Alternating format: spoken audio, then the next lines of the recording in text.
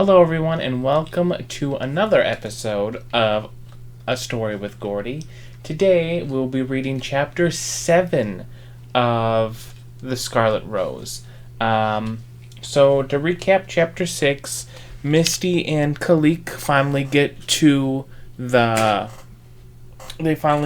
Pandemonium. Misty tells Kalik to send a messenger bird over to Korhal, or the capital city of Korhal, which is Korodal, and tell the king that his son should not go to Grimdal because it's destroyed.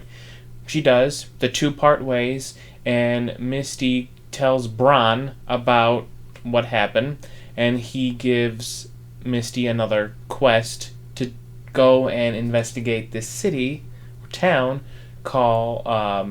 that is related to the Scarlet Rose, and believe that witches and stuff is there. So she does. She goes there. She actually finds another Scarlet Rose, and she meets the ancient protector soul, Valesra. So now Valesra wants her to find her body, so her soul and her body can be as one, and she could be herself again. And then Misty's mother, Makora, comes with Bronn and a whole army of skeletons and undead are at the door. And Misty's like, "What are you doing? Why are you here?" And Misty finds out that they're trying to siphon Valesra's power, and that so they can summon in the Great Dark One, Zarmanoth. And now Misty escaped because some earthquake happened, and she met the guy that was in Grimdal, the guy with the hood, outside the city. And now she's in a town called Creeksboro. So let's get started. Chapter 7. Misty walked into the small inn to see a young male working the counter. He nodded at Misty and handed her a key for the night. She dropped the money on the counter and hurried to sleep.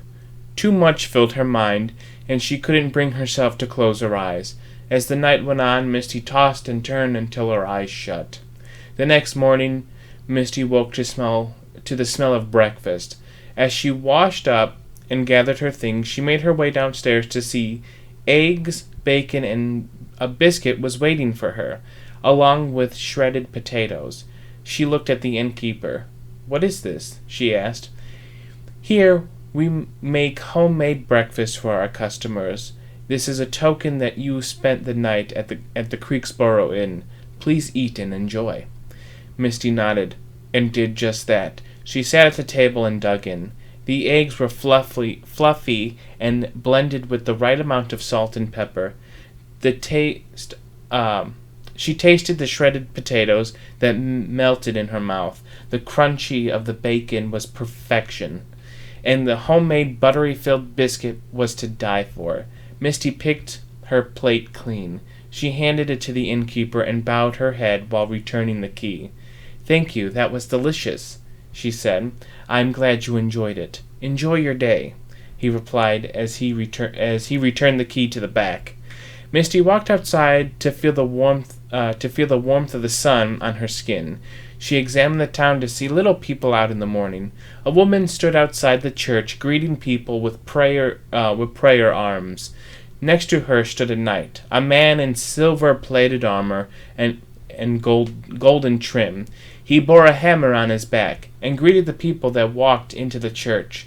The sun reflected off his bald head. The woman saw Misty and smiled. As Misty went to leave the village, she heard the sound of beating wings in the air. Her gaze fell to the sky to see a man with long golden hair, pure white wings that gracefully flapped. He wore a golden chestplate with white pants and a spear in his hand. "Are you Misty?" His voice was as angelic as he looked. Misty could hear the people gasping and awing at the sight of the angel. She glanced around to see smiles upon their faces, and bowing to him, the Silver Knight eyed him and walked towards them. "Yes, that's me. Who are you?" "I am Lexion. I was told that I needed to find you." She crossed her arms. "What do you mean you needed to find me? Who requested you to find me?" "A boy named Lazarus." Her eyes widened. "Lazarus, is he okay?" Lexion shook his head. "There was an altercation. He wanted me to find you, though. Him and I made a deal that you must fulfill." "Deal? What deal?" "I need your help finding my friend. She was taken by demons and brought to the castle to the northern continent of Nathrama." "Looks like you could use some help," the knight said behind them. Misty turned. "And you are?" "Valrak, paladin of the Light's Crusade, right hand of High Lord Arthurius Forgehammer." Misty placed her hand on her hips.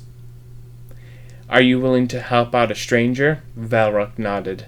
"Of course. We paladins help out anyone in need." "Then is it settled? Are we heading to Nathrama to find my friend?" Lexion asked. "After, we need to head to the Isles of Korhal. I need to save Valestra quickly." Valrak's eyes widened.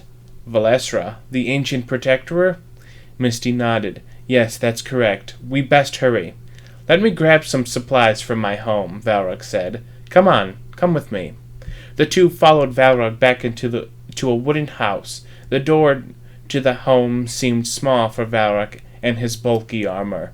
Misty eyed him. "You sure you can fit through that with your armor?" He laughed. "Yes, I've done this plenty of times." As he opened the door, he crouched down and walked in sideways. Misty and Lexion followed behind. As they entered, they were immediately met by two men, each shorter than Valrak. They both had brown eyes and wore robes of white and gold. One had brown hair on the sides of his head, leaving his scalp exposed, while the other had long, greasy black hair that was pulled back into a high-end tail. "These friends of yours, Valley?" the bald one said, laughing. "No, of course not. They can't be. He has none," the other joked. "Just ignore them. They are my brothers, Bartuk and Thydurius. Stay here. I'll be right back." Valrak walked up the stairs. The two stared at Misty and Lexion. "So why are you two with Valley, anyway? Is he desperate to make friends?" "No, he's helping us with some business, if you must know," Misty replied. "Hey, Valley, whatever happened to that one chick? You know, the one with the big breasts." The ponytail guy gestured with his hands over his chest. "Ha! She was a babe for sure. Definitely a 10. Wouldn't you agree, Thigh?" The bald one answered. "For sure, Bartuk. This one is at least a 7, he said, pointing at Misty. Misty flared her eyes. "Did you just rank me a 7? "Why, you think you're higher or lower?" they asked, laughing. "Don't you two have some decency? How are you ever going to have a wife one day if you rank women?" Lexion stepped in. "But Thigh, we haven't even ranked her chest. 7 is just the beauty. Hey girl, take off that cape. Let's see them." Misty's face flamed with fire as Bartuk and Thydurius laughed. Her hand shot forward, sending needle-thin ice shards that poked at their shoulders. "Ow! What did you go and do that for?" "Shut your damn mouths, you filthy swines. You disrespect me again, I won't hold back." "Ouch! We're sorry! Valrak came down the stairs. "Are your brothers always this rude?" Misty asked. He nodded. "Yeah, they were kicked out of being priests because of their attitude and the way they speak to people. Now they have to go work the farms." Valrak glanced at them. "Which you should be doing already. I don't have to talk to Father, do I?" No, we're going. And sorry, lady, we didn't mean any harm."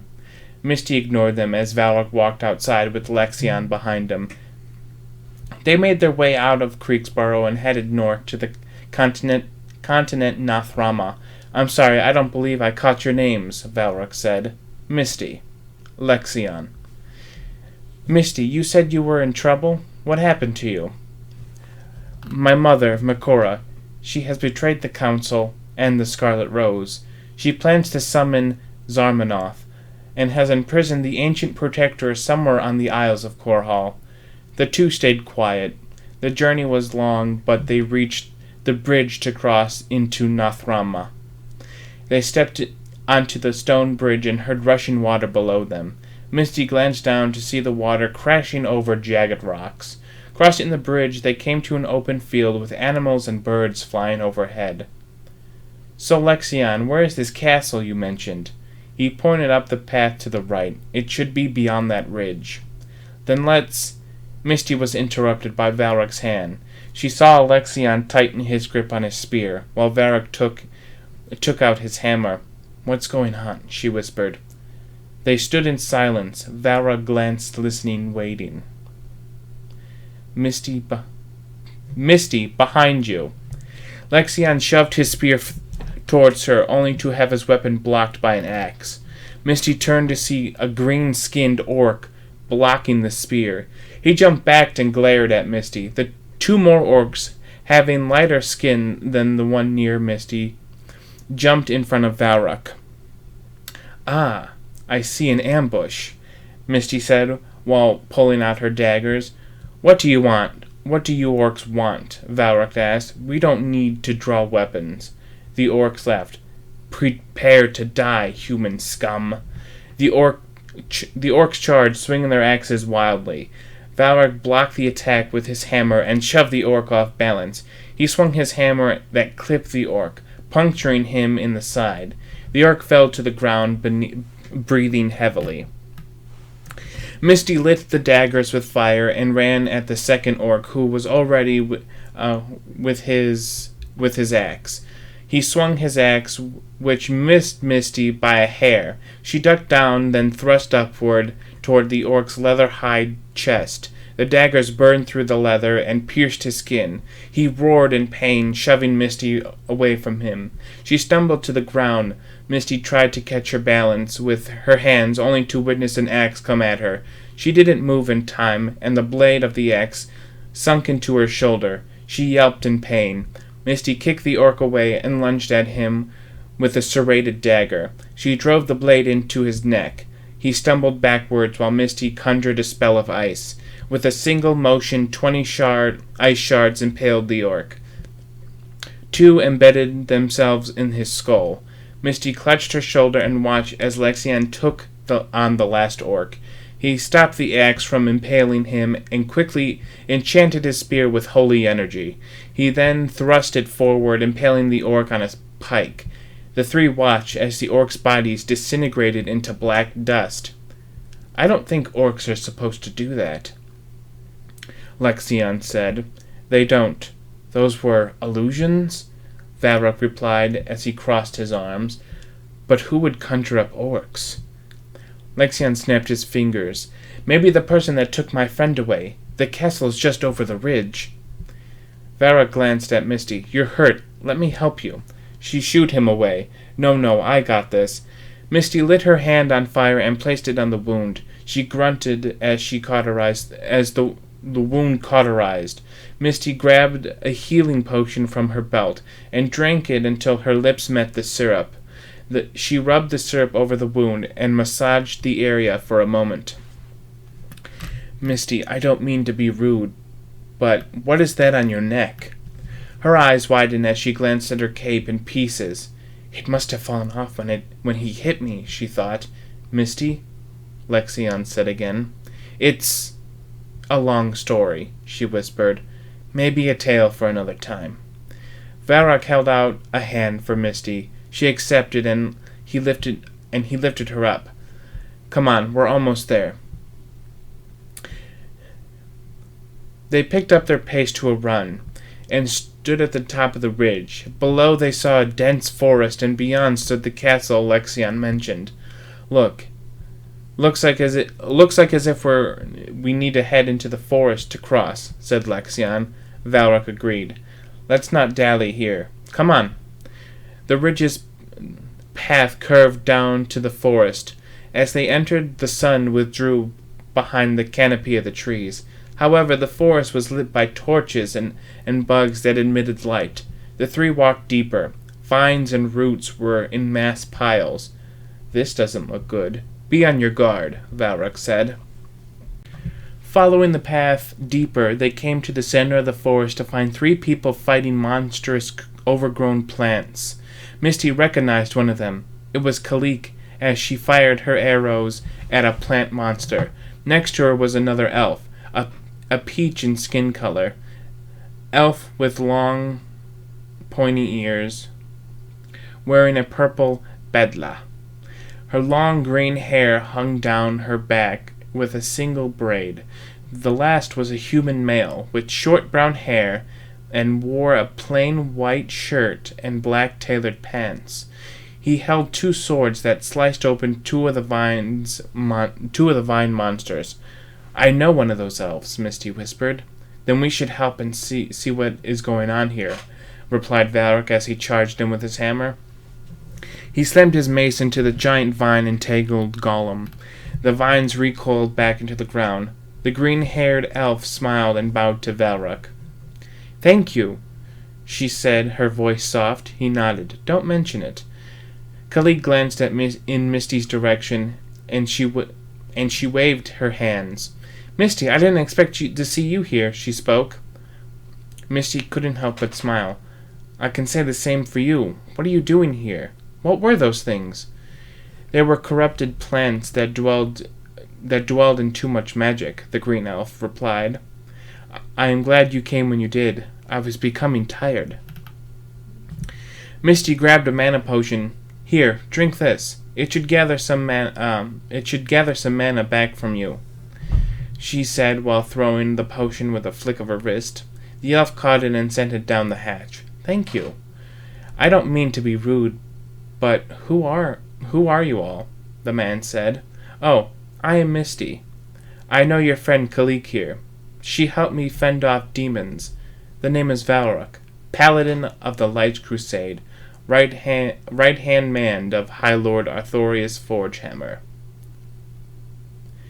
The man's eyes widened. High Lord Arthurius Forgehammer? You mean the greatest single paladin to ever live? Valrak nodded. Yes, that's amazing. Lexion, and we were heading to the castle just past the forest. My friend is in there, and we need to go rescue her. The green-haired elf crossed her arms. That castle is inhabited by cultists. Lexion nodded. Yes, that sounds about right. Who are you two? Asked Misty. I am Viviana, she smiled. Lloyd. Valrak nodded at the three. Kalik glanced at Misty. Misty, what's wrong with your neck? She asked. It's a long story. You say there are cultists in the castle? Viviana nodded. Care to join strengths and rid of these cultists within the castle? Valrak asked. Lloyd laughed. If it means we finally can knock some cultists' heads, then yes, let's go. Viviana smiled as Kalik nodded. They were in agreement. The group followed the path out of the forest to stand at the entrance of the castle. And that is the end of chapter 7. So, things are getting good. Yeah, so I'm going to end this here. Thank you all for watching. I really appreciate it. I hope you all have a wonderful day. Remember to be the best you can be. Remember to like and subscribe if you want to see more of my videos and if you want to hear more of the story.